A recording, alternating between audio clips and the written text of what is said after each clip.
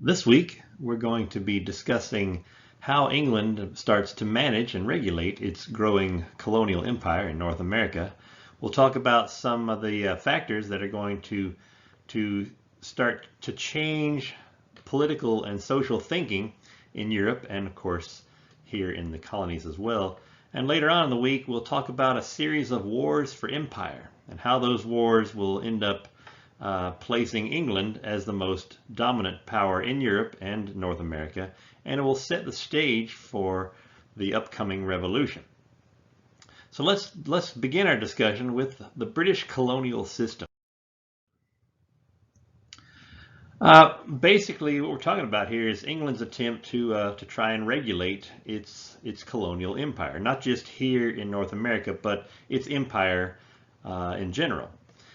In the beginning, there was not really a specific plan or any kind of centralized control. Most of the colonies, as we discussed last week, they were established kind of haphazardly and independently of each other with no overall plan other than to establish a colonial empire. Basically, to establish colonies was their only real plan. Specifically, how that takes place was not really planned or outlined. So we call it the British colonial system, but when it started out, there really was no system at all. One of the reasons why we see the colonies being established with no specific plan and again with not any kind of specific governance of these colonies was for a couple of different reasons. One of the reasons that we see this taking place is that is just geography. The colonies, especially in North America, are so far away from England, it's just not realistic to try and govern them directly. It's about 3,000 miles between England and North America, and it's about a month-long ship voyage to get there and back. So I figure 2 months just to send instructions and receive any kind of acknowledgement of those instructions. So it's going to be almost impossible for England to regulate these colonies directly with any degree of effectiveness, especially in the early years. Another reason why we see these colonies kind of doing their own thing without any kind of centralized plan is that the colonies are very small in the beginning. We talked about how long it took for Jamestown to grow and begin to prosper, and same thing with Plymouth. And even once the colonies do start prospering, it's not enough to really be worth England's while to get involved directly in what's going on in the colonies. So for many years, the colonies are going to govern themselves to a large extent, and this will have limitations, of course, but because they're still British colonies, so they're still subject to British law. But within reason, within a few limits, the colonies are essentially doing their own thing. Basically, what happens is that anything regarding internal affairs, basically what goes on in that colony, that's left up to the colonial governments. Local laws, security, like say the militia defending the colony against Indian attacks or pirates, and the collection of local taxes. All these things are going to be left up to the individual colonial governments to decide for themselves how exactly they want to run these things. Anything involving that colony's relationship to England, basically external affairs, this is what's going to be controlled by the King and Parliament. So the British government will maintain control over the colonies in general with regard to their role in the empire. But anything that goes on within those individual colonies is pretty much left up to the colonies themselves to decide. So internal affairs is the concern of the colonial government. External affairs is the concern of the British imperial government. We see that, as we talked last week, each of these 13 colonies in North America being established by different groups of people and for a variety of different reasons, either in general or specific individuals had their own reasons for coming to those colonies. Despite all the differences we see, all the 13 colonies are going to share some things in common, specifically with regard to their local government. Even though the colonies are not being governed by any kind of centralized government at this point, they are all pretty much doing their own thing. What they're doing looks very similar from one colony to another. For instance, every single one of these 13 colonies in North America had a governor, a colonial governor. In most cases, the governor was chosen by either the king or the proprietors, depending on whether it was a royal colony or a proprietary colony. The governor was not an elected official, he was appointed. Each of these colonies had some sort of legislature or a representative assembly. And in this case, the representatives were chosen by the people living in that colony. And our two examples so far are the Virginia House of Burgesses and the Massachusetts General Court. Both of these organizations are representative assemblies chosen by the people living in that colony to govern that colony. Now, it's important to note here that when we talk about people electing representatives, we're only talking about white male landowners. At this point in the story, women and non-landowners are not really a big factor in terms of who gets the right to vote. So voting rights are very limited to only those white male landowners, and that'll hold true for many years to come. Another common feature among these colonial governments is that there is a court system, a group of judges in every colony. In most cases, the judges are going to be appointed by the king. And this is how we maintain a connection between the colonial government and the British government. The judges there are primarily to administer British law and make sure that the colonies are still subject to British law. So again, these are British colonies. Even though they're doing their own thing locally, they're still subject to, they're still part of the British Empire. So they're still subject to that law. And the judges appointed by the king are there to kind of ensure that this connection is maintained. Back in England, we have the Privy Council. Later on, it'll be called the Board of Trade. This Privy Council, they are basically an advisory body that helps the king administer colonial affairs. Now, they don't make any laws. Parliament and the king, the king rules England. Parliament advises the king on laws. But the Privy Council, they don't make any laws concerning the British Empire. They're only concerned with colonial matters. So everything the Privy Council does is to establish some sort of regulations or policies that specifically refer to England's colonies around the world. So this is not necessarily creating English law here, they're just governing the colonies themselves. This is very decentralized. There's no specific laws that are going to be pertaining to individual colonies themselves. They're making general policy that concerns all of the colonies as a whole. So again, it's very decentralized. They're not focused on any one colony. They're focused on the entire British Empire. While they don't really make laws, they do advise the king, and the king listens to their recommendations in terms of what types of policies are going to be enforced in the colonies. Most of their concern, though, is for trade and military defense. And this is kind of for obvious reasons. Since the colonies are established to bring wealth to the British Empire, and that wealth being derived largely from trade, the Privy Council basically concerns themselves with just matters of trade. And military defense is kind of a natural companion here. If you've got a large international trade network, it's important to be able to defend that trade network against pirates and other empires that might try to encroach on your trade network. So trade and military defense are the primary functions of this Privy Council. So much so that eventually the Privy Council will be renamed officially the Board of Trade, because that's the main focus of their activities. Sometimes the Privy Council will settle disputes between colonies. Say, for example, the colony of Maryland and the colony of Virginia are in some sort of dispute over who gets access to the Chesapeake Bay. They can't decide on, they can't settle the matter themselves, so the Board of Trade or the Privy Council will step in and they will arbitrate this dispute. They will settle the matter. Since the Board of Trade is kind of the next level of administration above the individual colonial governments, they'll have the responsibility for kind of managing these types of disputes.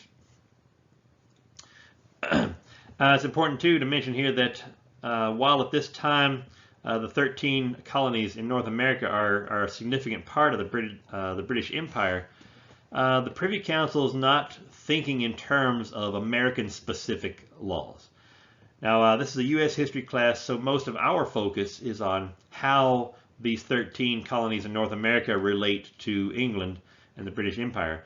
But at this point, it's important to remember that from England's perspective, the 13 colonies are just a sum of the many colonies that England has all around the world.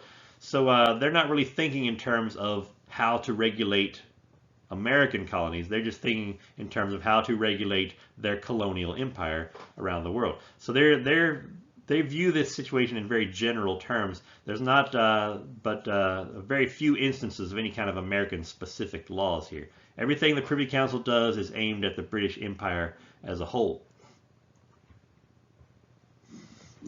During the early years, as we discussed last week, the colonies are pretty much on their own.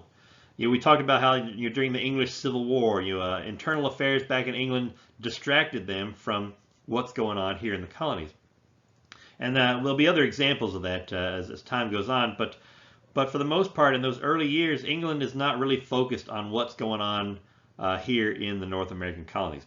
The colonies are very small. They're not. It takes them a long time to begin to prosper, and even once they do start prospering, they are not generating enough wealth for it to really be worth England's while to get directly involved. Not only that, as I mentioned before, the colonies are so far away. Again, proximity here, it's just not realistic for England to try to maintain direct control over these colonies. So for many years, England is going to be very slow to try and get involved in any kind of direct control or significant attempts to regulate the colonies themselves until much later. That process will begin eventually, though. England will start to attempt controlling the colonies more directly once these colonies have achieved a level of prosperity to where England now feels it's important to secure that wealth and that prosperity for the benefit of the empire. What's going to be a big part of this attempt to regulate the colonies is the idea of mercantilism. During the 17th and 18th century, most of Europe was governed economically by this principle of mercantilism. This was kind of the driving theory that dominated European economics. Basically, what mercantilism is you're kind of running your country as if it were a business, in that you want to be in a situation where you are selling more than you're buying.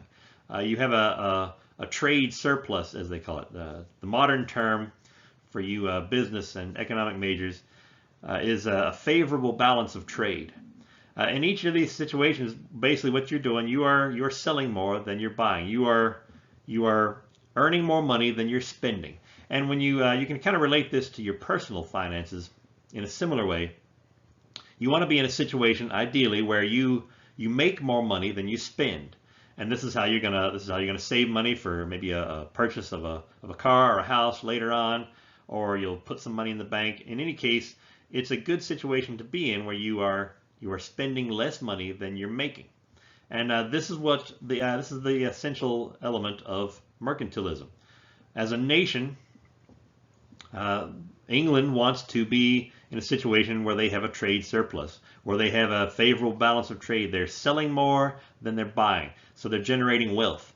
They're filling up their banks with cash and gold, and they are self-sufficient, self-reliant. They are in a situation where they are pretty much in control of their economy. They're not dependent on anyone else. This is how they believe the best way to achieve wealth and power. Of course, if they're saving all their money, they're earning a lot of money, this money will translate into power in a couple different ways. With vast wealth, you can afford to build more ships for your merchant fleet. You can build a navy. You can recruit and equip an army. So with vast wealth, your nation can now project its power over a larger span of territory. So wealth and power are the goals here, and to achieve that wealth and power, a trade surplus is the way to go. In order to do this, in order to achieve this trade surplus and the wealth and power that comes with it, colonies are going to be an important part of this scenario. Remember, we talked about at the very beginning how international competition and rivalries within Europe had led them to seek territories beyond the confines of Europe. This is still the case. Without colonies, without territories beyond their own borders, it's going to be difficult for the nations of Europe to achieve this type of trade surplus that they're all seeking. The colonies abroad will be the best source of this trade surplus. So having colonies serves a couple different purposes. One, a colony will serve as a source of raw materials. You know, remember those cash crops that we've talked about: tobacco, rice, sugar, cotton.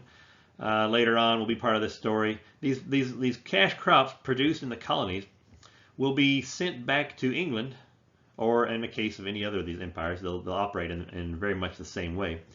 The raw materials produced in the colonies will be sent back to the parent nation, where they'll be manufactured and refined into to consumer goods, which will then be sold to the people living in the colonies. So the colonies serve as both a source of raw materials and as a market for finished goods. And this is how an empire will generate its wealth, is with its relationship to its colonies. But in order to do this, the colonies are going to have to be strictly controlled, especially when we're talking about trade. Trade and commerce within the colonies, within the empire, needs to be managed closely, or none of this is going to work. So this is what England is attempting to do in the mid-1600s. They're trying to start regulating their colonies in order to maximize their profits from these now prospering colonies. So in between 1651 and 1663, England Parliament will pass a series of navigation acts. And each of these navigation acts its primary function is to regulate trade or shipping between England and its colonies. And again, here we're not referring to just the North American colonies, we're referring to all English colonies everywhere, including the North American colonies. Now, just a little note for you here. We're going to think of these navigation acts as a set, as a collection of laws with the same intended purpose. I'm not going to ask you to describe to me specific details of each one of these individual navigation acts. We're going to think of them as a whole, as a set. So generally speaking, these navigation acts are a series of laws designed to regulate shipping and trade between England and the colonies. Specifically, several provisions that are part of all of these navigation acts are one, basically the British colonies are only allowed to trade with England. So the colonies are not allowed to trade with each other. The colonies are not allowed to trade with other countries. They can only trade with England. So all trade in the colonies must be between the colonies and England. Additionally, all trade that takes place between England and its colonies must be conducted on British ships. So those are the two big key points to remember from these navigation acts. In an attempt to regulate trade, England requires that all trade in the colonies be conducted with England only. So if anything being transported or anything coming out of the colonies must go directly to England, anything coming into the colonies must come directly from England. And it all has to take place on British ships. Those are the two big things to remember about these navigation acts. There's a lot of other little things that we're not really going to be concerned with in this class, but it's important to remember those two big points. In 1685, we're going to see some changes taking place within England that are going to affect our situation here in North America. The reigning king, Charles II, remember we talked about him last week. Charles II will die, and his younger brother James II will assume the throne. Now, as I've mentioned before in the beginning, even though this is a U.S. history class, a lot of times things that happen in Europe are going to have an impact here in North America, and this is one of those events. When you see a new king coming to the throne, there very often are a lot of changes that accompany this transfer of power from one king to his successor, and that's the case with James II. James II was quite a bit more strict than his brother Charles II. Charles II was a big fan of. He was kind of Charles II was a little bit more, I guess, lenient and relaxed than his brother James. James was a firm believer in the absolute monarchy, the idea that the king alone has authority and power, and that power is not to be shared with anyone. So here again, we're going to have a situation where a king is going to start exercising quite a bit more power than Parliament wants to allow him, and we're going to see some conflict resulting from that here in a few minutes. Initially, though, James II has got this idea that he wants to rule the colonies more directly. Up to this point, each of the colonies has had their own local government, and regarding local matters, the colonies pretty much can decide for themselves how to handle that. James is as an absolutist. He wants to start ruling his empire more directly. He wants to be more directly involved in what's going on here. So to start that process, he's going to try to consolidate power in these colonies. And North America is kind of the focus of his attention in this particular instance. What he does is he creates this Dominion of New England by consolidating 7 colonies of New England. We talked about those: Plymouth, Massachusetts, Rhode Island, Connecticut, New York, New Jersey, and Massachusetts. Basically what he's doing is he's consolidating all of these 7 colonies into one single political entity.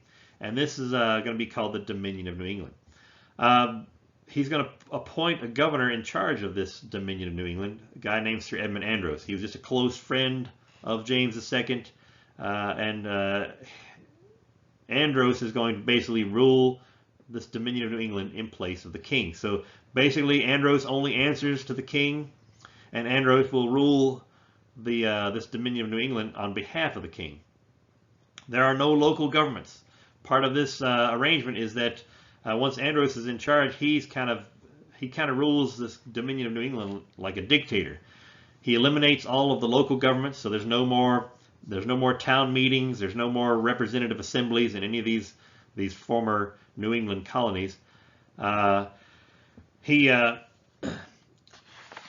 even goes so far as to require Puritan churches in Boston to begin adhering to Anglican doctrine. This is going to create a lot of problems. The people in New England are going to be outraged over this. Andros now will collect.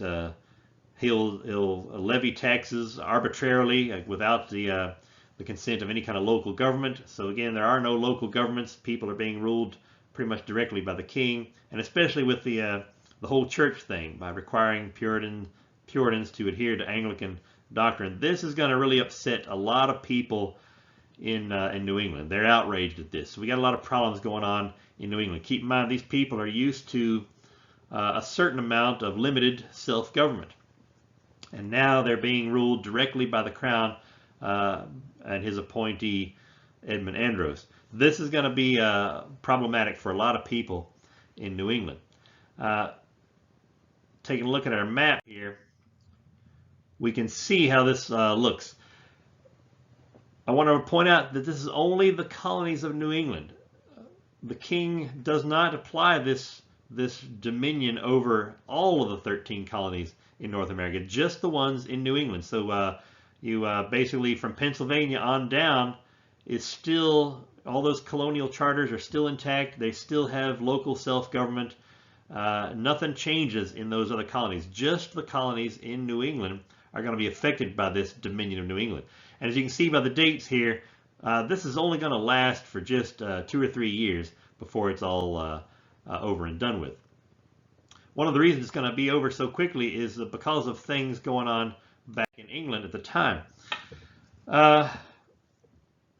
Not only were the colonists in New England upset with the king, James II, Parliament was also very upset with him. Under the previous king, Charles II, Parliament had a little bit better working relationship with the king.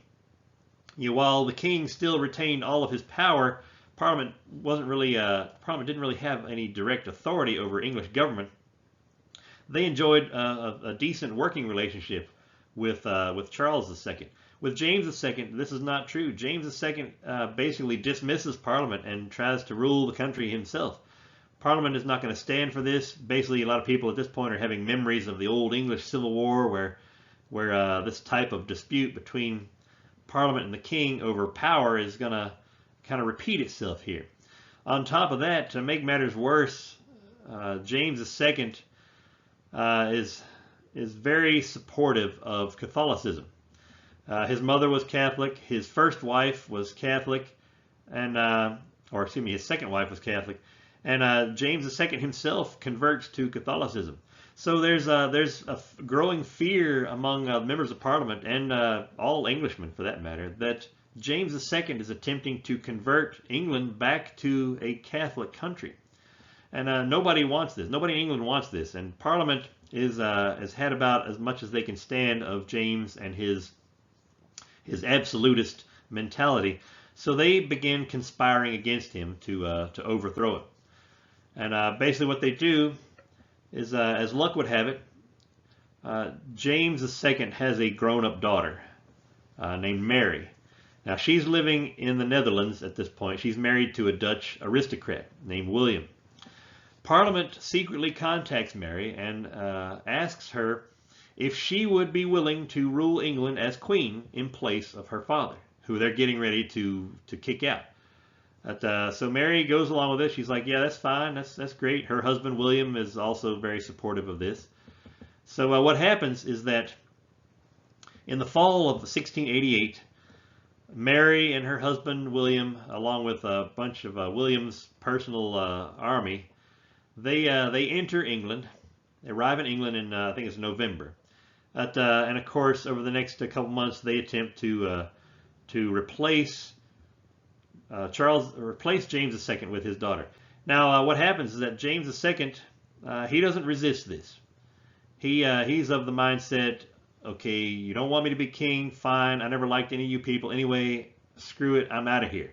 So James II basically just packs up and leaves England. He goes to self-exile in France.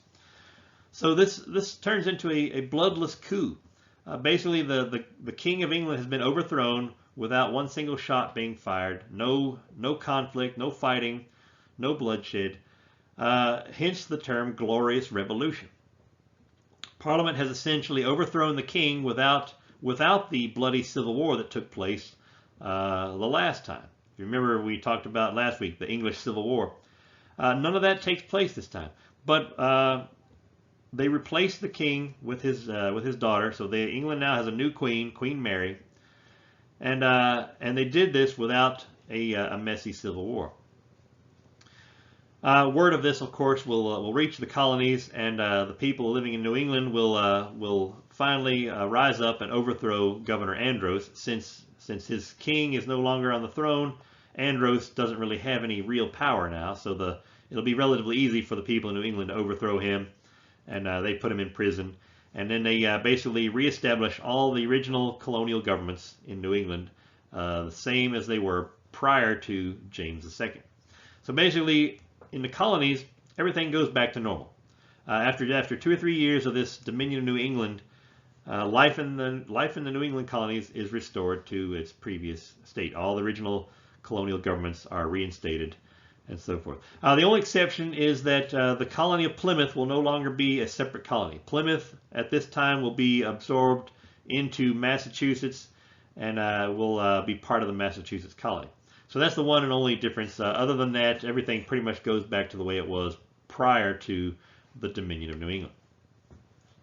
Back in England, there are going to be some changes as a result of this glorious revolution. Parliament, now with a new queen on the throne, Parliament wants to avoid any type of mess like this in the future. So they enact this British or English Bill of Rights.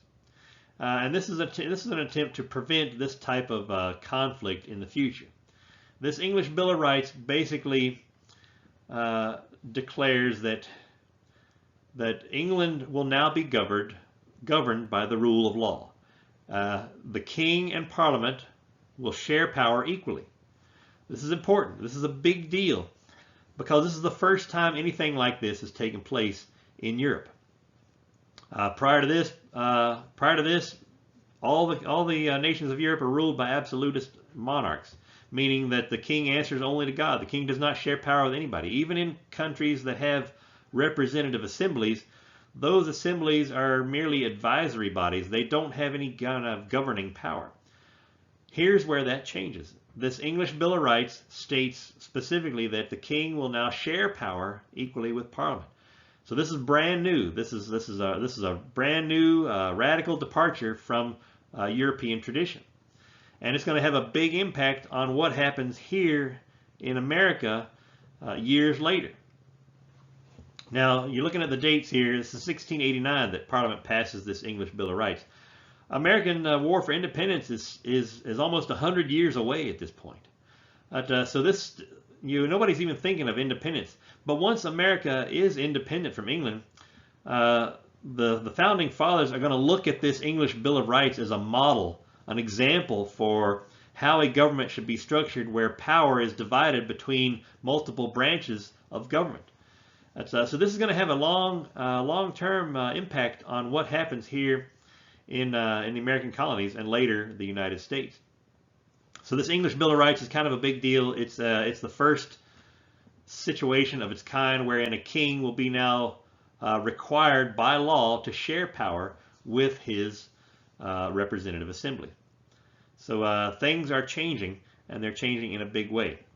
There are a lot of other little provisions of this English Bill of Rights, but the one that we want to remember is that it now requires the king to share power with Parliament. The rule of law is now what governs England, not the will of the king. About a year or so later, a few years later, Parliament is going to enact a new Navigation Act. Basically, this is not intended to replace any of the old Navigation Acts. This is an attempt to try and augment and enhance the old Navigation Acts. Basically, at this point, Parliament is realizing that there is a need to enforce trade regulations within the colonies. The colonies are prospering now to a point where if England doesn't have some sort of way to regulate and control this trade, then they're going to lose a lot of money, which of course defeats the whole purpose of having colonies. So this new Navigation Act in 1696 basically will give colonial authorities the power to enforce these laws. Customs agents working for the British government will be installed in the colonies. So there's not only the provision for enforcement, there's the people actually designated to enforce these trade regulations. In order to prevent violations of the trade laws, we're going to see a Vice Admiralty Court being created in the colonies. What a Vice Admiralty Court is, basically it's a military court. And this differs from a civil court in one important way, in that there's no jury, there's no trial by jury, there's only a judge. And this judge is a military officer appointed to rule over these cases. So the rulings in a Vice Admiralty Court are quite a bit more arbitrary than in a civil court. You're not being tried by a jury of your peers, you're being tried by a single judge, and his word will be final. Plus, military courts tend to be a little bit more strict than civil courts. So again, this is kind of an unfair way of ruling in cases of violating civil law. Also, what's going to be part of the enforcement of the Navigation Act in '96 are these writs of assistance. Essentially, a writ of assistance is a generic search warrant. And if you want to compare it to a search warrant today, in modern U.S. law, a search warrant is required to specify what the police are looking for. So if police show up to your house and they have a search warrant, that search warrant must state specifically what they are looking for in your house. It also must state specifically that they are there to search your property. In order for a judge to issue a search warrant, the police have to prove some sort of probable cause in order to justify it. None of these conditions are present on a writ of assistance. Basically, this is a totally generic search warrant. There are no names identified. The holder of this search warrant can search any property at any time and for any reason.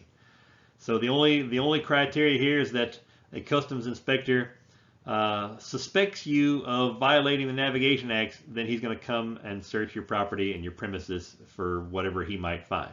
So you can see here there's a lot of gray area, a lot of loopholes in this writ of assistance that's going to lead to a lot of corruption and bribery and so forth. The writ of assistance is not going to be used that often, especially in the early years. It'll come into play later on as we get closer toward the I guess the decade or so leading up to the Revolution. Writs of assistance will be used more often, and it'll create some tension between American colonies and the British government. But the bottom line here is that this Navigation Act of 1696 is England's first real attempt to try and regulate trade in the colonies. They're going to start enforcing all those old Navigation Acts. Those are still part of the story, but this one here, this Navigation Act, gives local authorities the power to enforce these trade laws.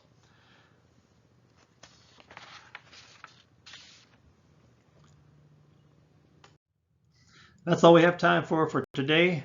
When we come back later this week, we'll talk about a couple of different movements within European society that are going to begin to shape and affect the way people think and about the role of government in society. We'll talk about the Enlightenment and the Great Awakening, how this a scientific revolution and a spiritual revival both will have an impact on how society thinks of its relationship with the government and the role that government should play in society. It'll have a big impact in Europe, and it'll have an even bigger impact here in the American colonies, and that's where we'll pick up our discussion next time.